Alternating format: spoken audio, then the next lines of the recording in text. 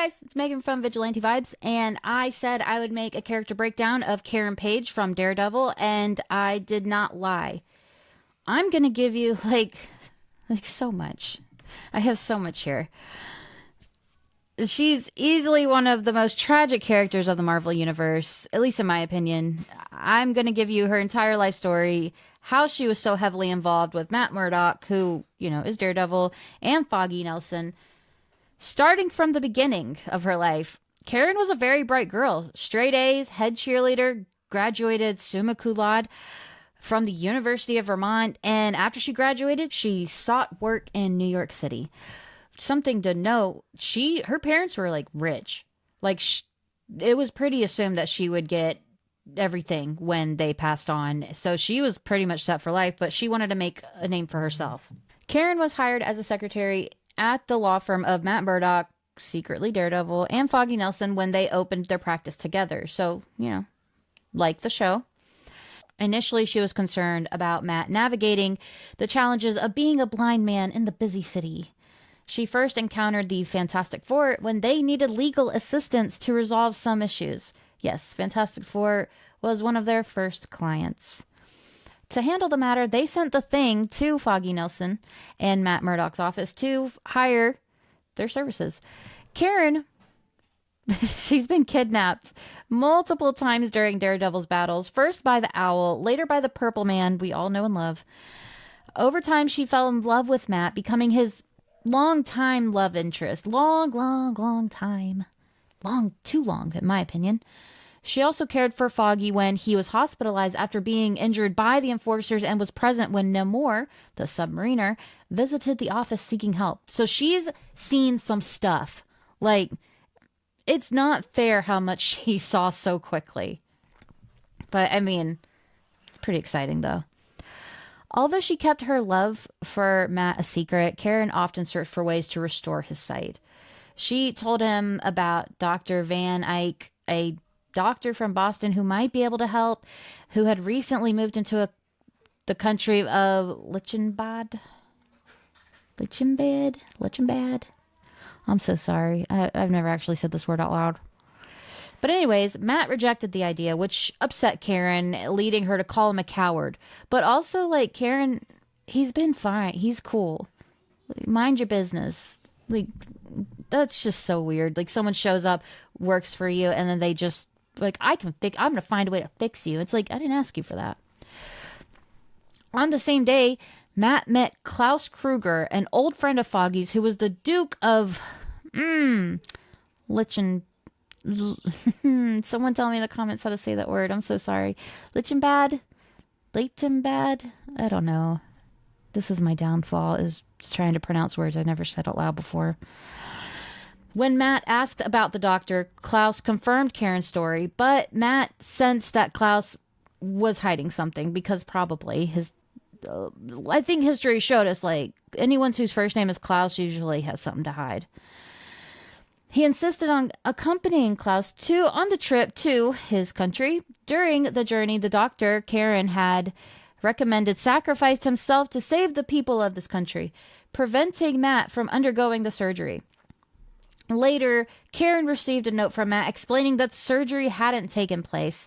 This left Foggy, who had also had feelings for Karen, feeling jealous and assuming that Matt had backed out at the last moment, believing Karen would continue to focus on Matt because of his blindness. It's oh my God, what a little triangle going on. Karen assisted Foggy in his campaign to become the next district attorney of New York City. After Foggy secured the DA position, Matt decided he needed to distance himself from both Karen and Foggy to sort through his emotions and try to forget his feelings for Karen. He closed Nelson and Murdock and began traveling abroad. Concerned for Matt, Karen visited Foggy at the DA's office to see if he had heard any news. While there, they received a call informing them that Matt had been lost at sea. However, they later received a letter from Matt, the guy who's supposedly dead, and confirming that he was alive and asking for their help in proving Kazar's innocence. Kazar from the Savage Lands. The two then planned a trip to England to meet him and participated in a court trial involving Kazar.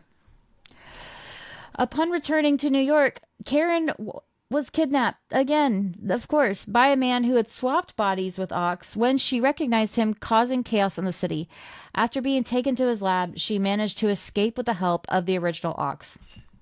Shortly after, she, along with Foggy and Matt, were kidnapped by the Masked Marauder and the Stilt Man. While aboard the Masked Marauder's helicopter, believing Matt was falling to his death, she attacked the supervillain, which is pretty cool. Once it was revealed that he was in fact the landlord of the law firm she had worked for, Nelson and Murdoch, he asked her to remove his mask. Daredevil then clipped the Marauder, and he apparently fell to his death via his own device. During this time, Matt had pretended to have a twin brother, Mike. This was so... I don't know. I thought this was funny. Who was really Daredevil. Karen felt attracted to both Matt and Mike, who's the same person, but she finally decided she had real feelings for Matt just before Matt faked Mike's death. It was a very funny few comics to read, to be honest with you. I think this was during Devil's Reign, and it was so funny because it's just like, I don't know. It's like, the reader knows, and you're like, look at him just pretending. I don't know. I'm easily entertained.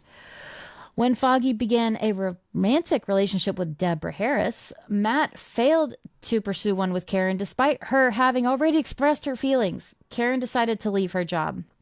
Matt pretended not to be interested in her to make it easier for her to move on. I kind of get it.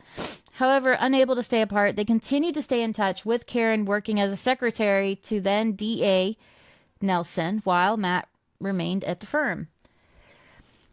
At the funeral of Karen's father, who had turned into supervillain Death's Head, Matt finally revealed his secret identity as Daredevil. He promised to leave his secret life behind and marry Karen.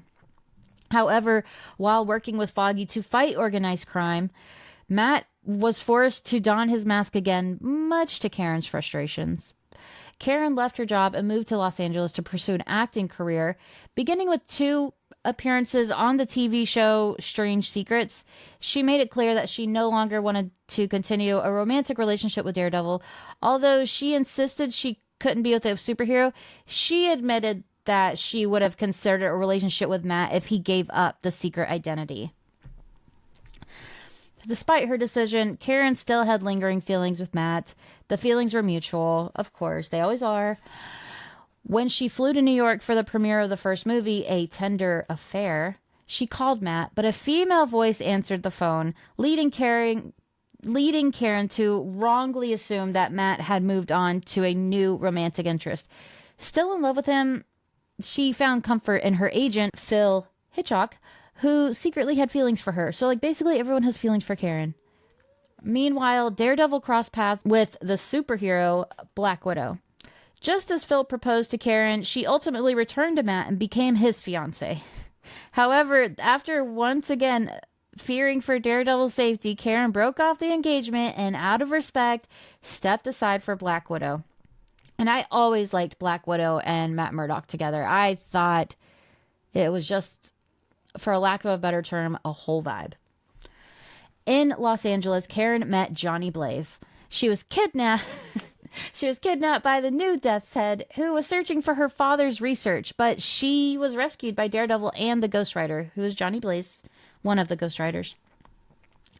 While trying to get contacts for her career, Karen met with some pretty shady characters who offered to help, but she distrusted their motives, which is fair. Trying to clear her head, she visited a road bar called Ghost of a Chance, where she, along with the other customers, witnessed how crime lord Wilson Fisk disposed of his disloyal agent Vic Crueler, or Cruel for short. Paige and the other witnesses were tortured and drugged to forget about what they'd seen. Crueler, however, survived, badly burned, partly amnesiac, and eager to get revenge on the people who wouldn't help him. Siding with the shady contacts, she made some adult films. I think we all know what that is. While hooked on... I don't know if I can say the word on YouTube. The H-word drug. Working with a number of producers, including Jim and Artie O'Farrell, one of Karen's movies was titled A Tale of Two Cities, with another one's title starting with The Devil in Mrs. Paw. Page eventually sold out Daredevil's secret identity for a shot in the arm. It was pretty trashy. This information reached Wilson Fisk, also, Kingpin. Fisk used this information to destroy Matt Murdock's life in a number of ways while unaliving anyone else that has that information. Karen escaped from the killers. I don't know what I'm supposed to say, on a lot of these platforms. So I'm just see what happens. And by associating with drug dealer Paulo Scorzi, bought her way back into New York City in exchange for favors in an attempt to reunite with Matt, which is the person you just sold out. As Matt had disappeared by then, Karen looked for Foggy's help, but when Paulo followed her to Foggy's place, she knocked Foggy down to prevent Paulo from hurting him and tried to hand herself over to Paulo. Matt, having survived his ordeal, defeated Paulo, and despite Karen's betrayal, took Karen back, and they started to build a life together in Hell's Kitchen, albeit Matt had lost his right to work as an attorney. Dude, if you just hadn't done that, just don't take her back. She's for the streets. With Matt's support, Karen quickly overcame her drug addiction, which inspired Matt to start rebuilding his own life. Karen, in turn, began searching for a new secretarial job because I guess she just wants to be a secretary at the end of the day. She then organized a legal aid clinic in Hell's Kitchen where Matt could provide pro bono legal advice without officially practicing law. Karen worked at the clinic's hotline, assisting other addicts and those dealing with suicidal thoughts. From then on, Karen regularly tested herself for STDs, eventually stopping her concerns but maintaining a medical routine. That sounds random, but it comes into play. Meanwhile, Matt was seduced by the villain Typhoid Mary, who had been ordered by Kingpin to break Daredevil's heart. Although Matt started a relationship with Mary, he kept it a secret from Karen, even as he continued to accept her help in tracking criminals. When Typhoid Mary's plot caused Daredevil to go missing, Karen first enlisted the Human Torch to search for him, which, not bad. And then called on the Black Widow and the police, and all during the Inferno event. When Daredevil was eventually found, Karen believed that he had been deeply involved with Mary, leading to her breakup with Matt again. As a result, the police shut down the clinic and Matt left the city for a while. Toxic. They're just too toxic for each other. During Matt's absence, Karen became an anti-adult film activist for a non-profit organization called Smut Busters. When Matt returned and tried to explain the situation, hoping to rekindle their relationship, Karen was initially hesitant. However, she eventually decided to give him another chance. As Matt worked to regain his lawyer's license, Daredevil succeeded in ousting the Kingpin, creating a power vacuum that other criminals tried to exploit because, that's what they do. Karen visited Matt in his newly opened office to congratulate him on his success, insisting that it was better than still having the Kingpin in control, and shared a kiss with him. They resumed their relationship, jokingly insisting that they weren't on a date and weren't romantically involved, but they are. Just as they reconnected, and after Karen compared herself favorably to Matt's former love, Elektra, R.I.P., Matt staged his own death, leaving Karen devastated. Her grief was so deep that when she was offered a new job involving a computer-related project, she briefly considered accepting. However, upon noticing signs that they might be involved in some illegal activity, she changed her mind. While Karen tried to investigate this mystery, unsuccessfully attempting to involve Foggy Nelson, because that's what she does. She tries to recruit him on all her little things. Cruel, going back to him, returned seeking revenge on Karen and the other witnesses. Cruel accidentally died in an encounter with the Kingpin, Daredevil, and Foggy Nelson without ever meeting Karen. Meanwhile, Karen hired a private investigator, eventually choosing cyborg John Garrett, a former S.H.I.E.L.D. agent who proved useful in dealing with the cockroaches in her apartment. So there's that. Matt's psyche suffered during this time, leading to an identity crisis where he donned different Daredevil customs, believed to be different people. During this time, Karen saw several Daredevils, and hoping for Matt's return, she tried to recruit Foggy in this quest. Of course, like I said, always Foggy. Daredevil, claiming to be the original Daredevil, interrupted Karen's encounter with Foggy, and to convince Karen, he kissed her. He later visited Karen in her home and claimed to not be Matt before leaving. Disbelieving the claim, Karen recruited Foggy and went to Matt's home to find Matt in shock and partially dressed as Daredevil. Karen did her best to help him. Foggy, initially aghast that his friends had kept such a secret from him, finally decided to help him. Matt recovered, and Karen agreed to rekindle their romance only after thoroughly trusting everything on her, confessing his reasons for pretending to be dead. She accepted him. They returned to the situation quite similar to their previous one. It's age-old time. Like, if it doesn't work, it doesn't work. Stop trying to force it to work. When Matt worked at the prestigious law firm, a pretty prestigious one, Karen took a new job as a radio talk show host and DJ at Wilson Fisk's WFSK, using the alias Paige Angel.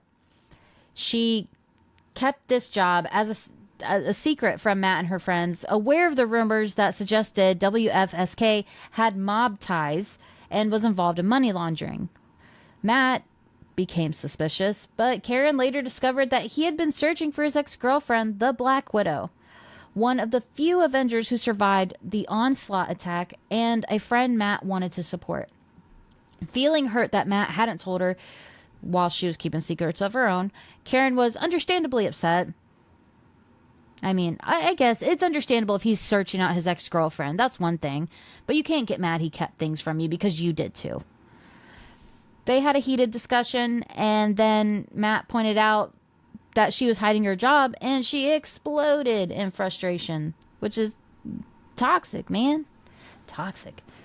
After accidentally discovering Karen's job, Matt called her at the station anonymously.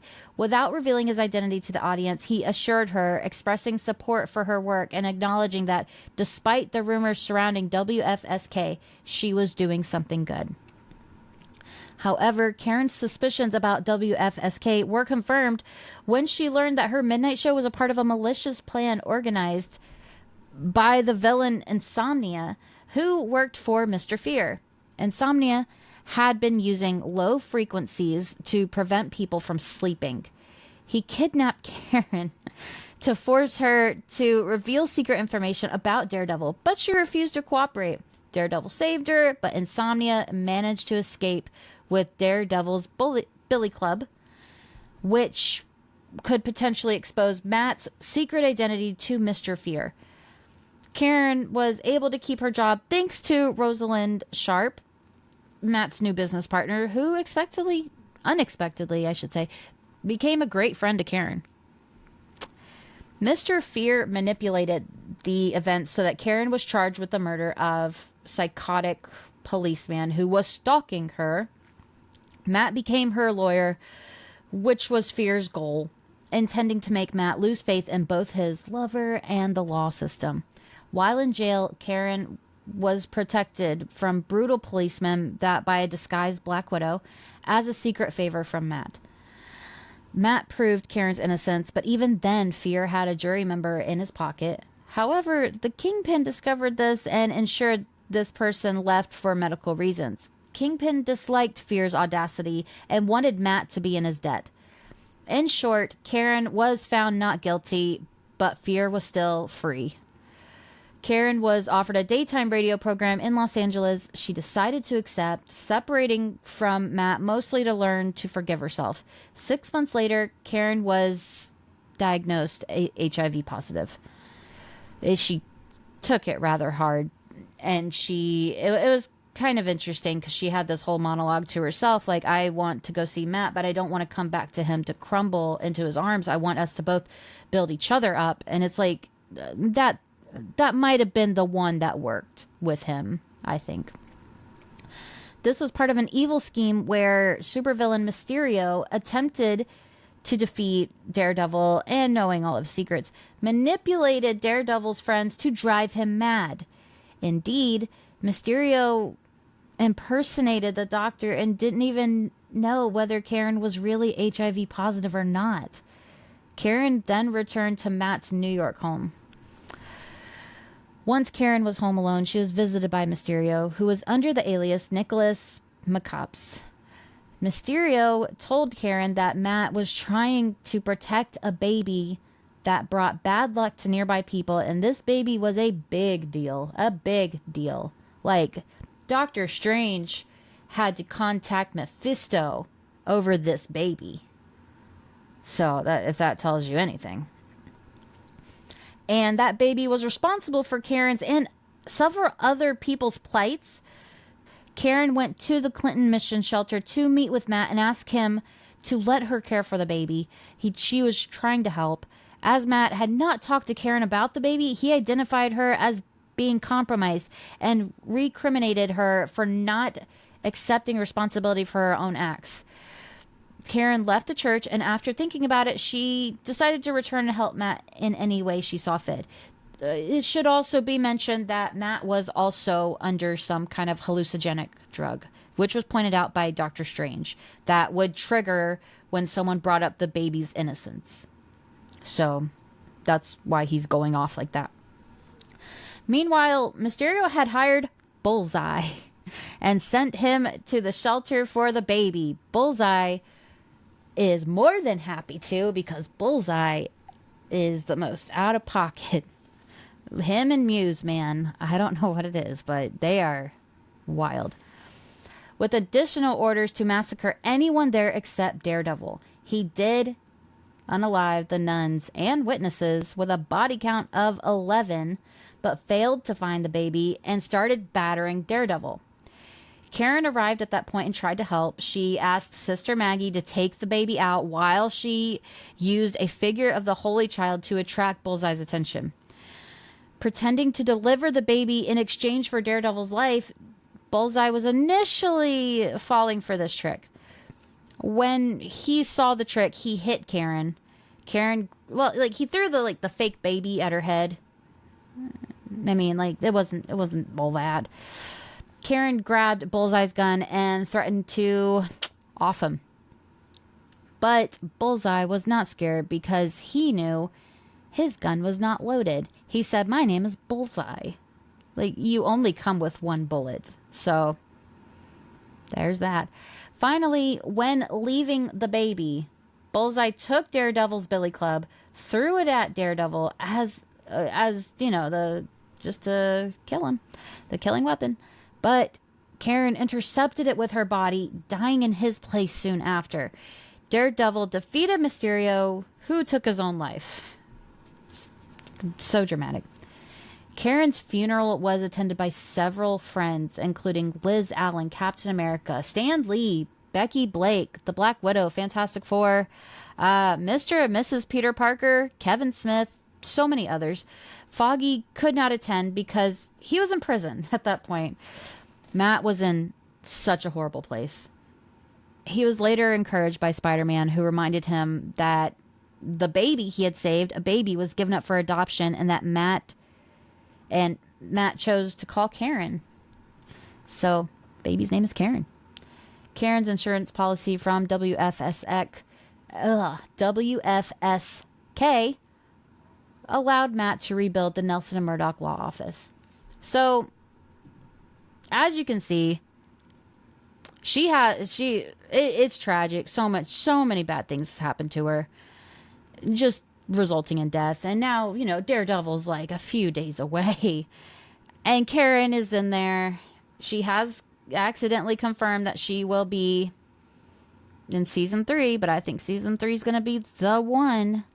I think Bullseye is just going to kind of tread water for season 2. And then season 3, Karen's done. And that's okay. Or if she does eat it in this season, and she's just like flashbacks in this third season. I don't know. I haven't thought about it yet. Well, I have, but I haven't thought about it too hard because it's like, I don't know much about what's going to happen. But if you guys have theories, you let me know in the comment section. So then we can all discuss it together. I hope you enjoyed this one. I think I might make one for Foggy next, at least before the show premieres. So yeah, why not? I mean, I like doing these. I didn't expect it to go so long, but like, whatever. I hope you guys enjoyed it. Let me know in the comment section what you think is going to happen with Karen in Daredevil Born Again. And don't forget to subscribe so you don't miss any more character breakdowns. On that note, have a marvelous day.